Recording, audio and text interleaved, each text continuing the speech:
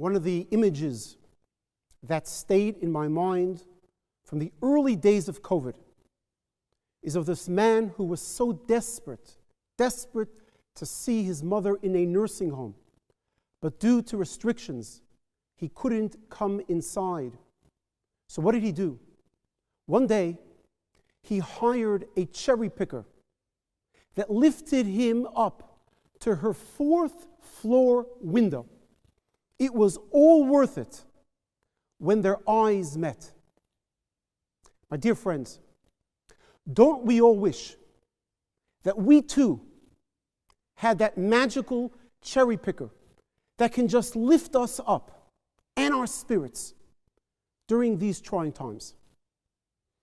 People across Australia are now being encouraged to receive a double vaccination jab. I received mine, but tonight, before Kol Nidre, I want to speak to you about a jab administered not into your arm, but heart, your Jewish heart. The one that can raise us up and help us see the unknown future with some greater confidence and hope. And so, in these last moments, my message is encapsulated in one word. It's a 4-letter word, hope, H-O-P-E. Well, my first jab of hope, I've recently discovered in a moving biblical episode. It's read on the first day of every year about Hagar, the maidservant of Abraham and Sarah. Listen to the story. One day, Hagar and her baby find themselves lost in the desert. Their water supply is exhausted, and unable to watch her child dying of thirst, Hagar sits back from a distance, and she begins to cry. And suddenly, a heavenly angel appears and calls out, Hagar, al tiri, do not fear, do not despair, giving her a message of hope that God will not abandon her. And a moment later, Hagar opens her eyes, and lo and behold, Vateira be'er mayim. She sees a well of water. She fills her canteen with refreshing water. She's saved. The child is saved. And as they say, the rest is history. Now, did God magically create a fountain in the middle of the desert, suddenly out of nowhere? All it says is that after God opened her eyes, she saw the well. Indeed, the well was there all along in front of her eyes, but she simply couldn't see it. It's simply a psychological reality. When you are in a state of panic and despair, you often will not see the well that is right there, right in front of your eyes. My dearest friends, COVID has left so many of us reeling and despondent and lost in the desert of life. After a roller coaster of 18 months, so many of us feel that our canteen supply of energy is running on empty. And so tonight, I ask you, listen to your inner voice, to your godly voice within. It's calling out to you and me. Al tiri, let go of your fear and do not despair. And then we will discover that God's solution, the solution to our particular challenges, is often right in front of our eyes. And sometimes it may be a matter of perspective. Just ask Dr. Edith Eger, the author of the best-selling book, The Choice. I love that book.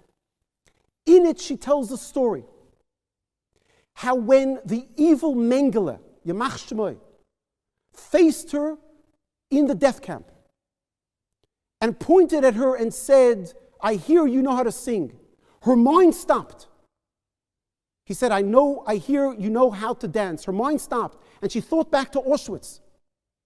She thought back to when she was being driven in the cattle car, in the cattle car, squashed there between her father and her mother, sitting in the darkness, at a moment where she didn't know, but this would be the last time together with them. And at some point during this horrific journey, her mother whispered to her words that she would never forget. She said, "Edike, listen, we don't know where we're going. We don't know what's going to happen. They can strip us from all our belongings. But just remember, no one can take away from you what you've put into your mind. No one." I read these words and I thought, how ironic that our mind, the one thing over which we have complete control, is also the one thing that most of us make the least effort to control. I remember growing up, and my teacher would often quote to us the words of Reb Shneur Zalman of Liadi, that you control the door to your mind. You control that door. Sometimes a negative or discouraging thought enters your mind, but still it doesn't mean you have to let it in and dwell on it. Instead, shut that door. Open it to thoughts that empower you, inspire you, encourage you. I try to do that. Dr. Egger is so right. The choice is ours. You can be stripped from your wealth and health. You can be deprived of your freedom during lockdowns. But no one can take away from you the hope that you put in your mind. It's a good jab to fill our heart with. My second jab of hope today is encapsulated in the words of Will Rogers, who, when asked, if you had 48 hours to live, how would you spend them? Rogers replied, one at a time. King David said the same long ago. In Tehillim, in Psalms, Yemei Shnoiseinu, it's all about your days, the days in our years. That's the way we must live in the face of uncertainty. Yes, each day, one at a time. Have you noticed the recent update to WhatsApp? Voice messages can now be listened to in double speed. I have to confess, I happen to love it. Just as I love to listen to podcasts in double speed. It saves me lots of time. But then someone told me the following words. They said, Levi, do you also listen to a song in double speed? How right. How right. To experience the music of life really requires us to slow down, to be fully present in the moment, one day at a time. Isn't that what Shabbos, the gift of Shabbos, isn't that what it brings into our lives? And you know, oftentimes, I hear people speak of the best of our lives, the best years of our lives. Some say, youth, they're the best years. There are never responsibilities. You can do what you want. Others say, life begins at 40. Middle age, those are the best years.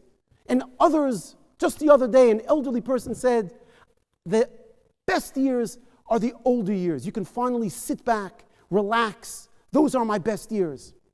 And I have to tell you with respect, they're all wrong. Now, today, this new year must be the best year of our lives. For that is the only year that we have at our disposal. That's the only year we have at our disposal.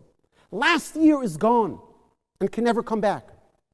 Next year has not come, and for some, sadly, it may never come. So all we've got for sure is this year, achshav, now, today. Let's not waste it. Let's not waste it on any worries. Mark Twain, I think he's the one who once said, I've had a lot of worries in my life, most of which never happened. In fact, studies show that over 85% of worries never really happen. And as for the 15% that do, worrying never made them go away and never did anything other than compromise our own health and rob us from hope and happiness. So why worry? No need for cherry pickers. Let's plug into the iTunes of life and let the music of hope lift your spirits and the spirits of those all around you. And you know what? We've done it before. For us Jews, hope was never simply a concept. It is part of Jewish law. Do you know, halachically, you are not supposed to tell a patient that he or she is dying. Do you know why? Because it's robbing them of hope. Yes, where there's life, there's hope. But even more so, in Judaism, where there's hope, there's life. Where there's hope, there's life. It was Jeremiah who prophesied and witnessed the exile of our people. But he also became our prophet of hope. While other countries had experienced similar tragedies, they never returned to the world stage. For them, all hope was lost. But while Jeremiah was prophesying about the destruction of Jerusalem, do you know what Jeremiah did right then? He purchased a piece of land in the very Jerusalem that he was prophesying was going to be destroyed. People must have thought, this guy's gone nuts, mishuga. He's saying we're going to be exiled, and here he is, buying land. Yes, Jeremiah maintained a dream, the dream that we have seen unfolding in our day. But he didn't just dream it. He didn't just hope for it. He purchased a piece of land, because hope, ladies and gentlemen, means little if you don't act on it. Hope means little if we don't act on it. So this Yom Kippur is going to be an historical Yom Kippur for the Sydney Jewish community. And while you sit at home in the presence of God, undistracted by lengthy shul services, I want you to do something that you've never done before. Something that will remain as your memento from this extraordinary year. You have 613 well springs of mitzvot. Choose one that's distinctly Jewish, but that you've never embraced in the past. Make it yours. Take it on for the year. And like Jeremiah, act on it. Do it. Embrace it. And I guarantee you, it will not only fill your canteens with hope, but it will be a jab from heaven, a booster jab for blessings, for brachas, for everything that you need for the best year ever. A year when we as a people, when we as a Jewish family, and when the world will finally witness the fulfillment of our greatest declaration of hope, L'shana haba b'Yerushalayim, as we say at the completion of Yom Kippur.